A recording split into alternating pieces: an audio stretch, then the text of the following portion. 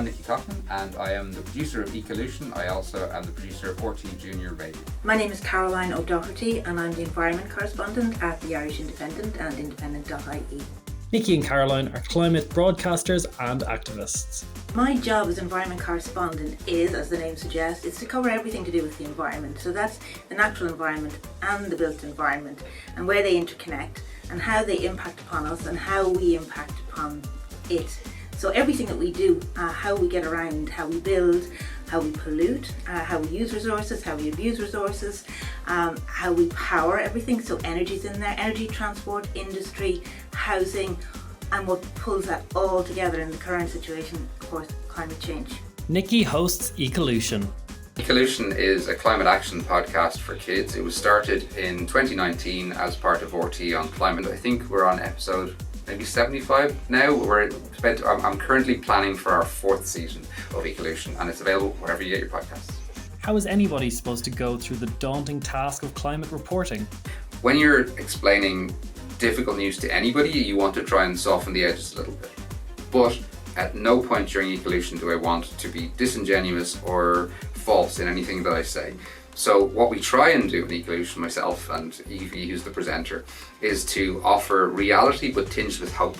So as much as we possibly can, we talk about possibility. We don't shy away from the problems at any point in time. What we try and do is we try and temper the problems as much as we possibly can with the positive work that's being done in the area or things that those people listening could actually do themselves. The Irish media's coverage of the climate crisis is deemed to be low by European standards. It's been labelled sporadic and random. Environment correspondent Shauna Core seems to agree with this. It's a crisis for the world, but it's sort of treated largely as a side note, I think.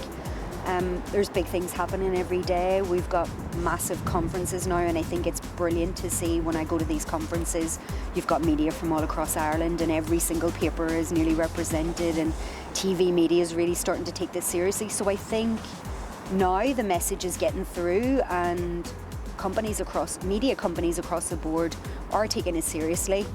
I think one of the reasons that media have maybe been a little bit slow to give the climate crisis the prominence that it deserves and needs is the difficulty of telling the story. It is a science story. It's almost a science fiction story because it's almost too surreal for people to take in. And I think media have struggled with finding a way to engage people. So the climate crisis tended to be on the world pages or the world sections, which kind of comes after the main news of the day, which is what's affecting me right now in my country, in my town, in my economy. And then one of the other issues then is that it becomes so often a political row. And the political row becomes the story rather than the issue of climate crisis. So it gets hijacked. The coverage of the climate crisis in media has improved, definitely. There's more of it. It's sort of permeating different areas of media that it wouldn't have before. So it's not just a science subject, it's popping up in business sections, it's popping up in weather coverage, farming, housing, transport, government policy, government rows. So it is definitely more visible, and it's more a routine part of coverage. It probably still has a long way to go though. There are peaks and there are troughs. So when there's a new big report or when there's a very obvious extreme weather event that's climate related, it gets a lot of coverage. It can peter out a little bit then, and the core issues take over, the other political rows of the day, the other business stories of the day. So it's definitely getting better. It still has a way to go. So where do climate experts get their information from? It's a mixture between traditional media and the internet, but I would say that the internet is my main source. I'm not going down conspiracy theories, and I try and have a balance because it's important when you're in the media, especially when you're working for the national public broadcaster, that balance be something you offer. It's important to really parse the information and make sure it is as factually accurate as you possibly can. I always check my sources.